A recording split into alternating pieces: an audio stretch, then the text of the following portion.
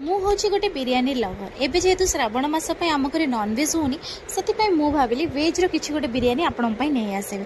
ତ ସେଥିପାଇଁ ମୁଁ ଆଜି ଆପଣମାନଙ୍କ ପାଇଁ ନେଇ ଆସିଛି ଆଳୁ ବିରିୟାନୀର ରେସିପି, ଯେଉଁଥିରେ ମୁଁ ଫର୍ଷ୍ଟ ଏଠି କିଛି ଗୋଟେ ଜାଗାରେ ଦହି ନେଇଛି, ଆଉ ସେଥିରେ ସବୁ ଶୁଖିଲା ମସଲା, ଅଦା ରସୁଣ ପେଷ୍ଟ, କସୁରୀ ମେଥି, ବିରିୟାନୀ ମସଲା ପକାଇକିରି ଭଲ ଭାବରେ ତାକୁ ଗୋଳେଇ ଦେଇଛି।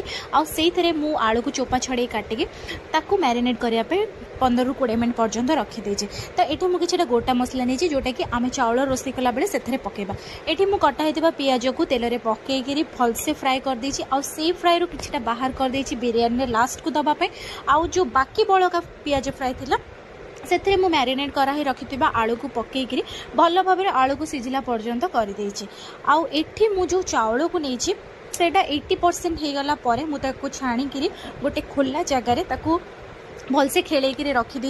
ये मोर आलू हो गलानी, तो ता ऊपर मु लेयरिंग दबा पाई सब जाक राइस पकई दी।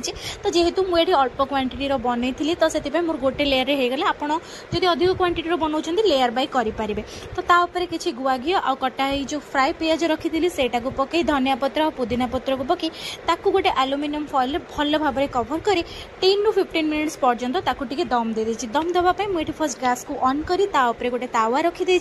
आ तावा ऊपर से कड़ईटा को रखिकी 10-15 मिनट पर्यंत लो फ्लेम रे रखीदे। बस रेडी हो गला मोर आलू बिरियानी। ट्राई निश्चय करंतु केमती लागिला।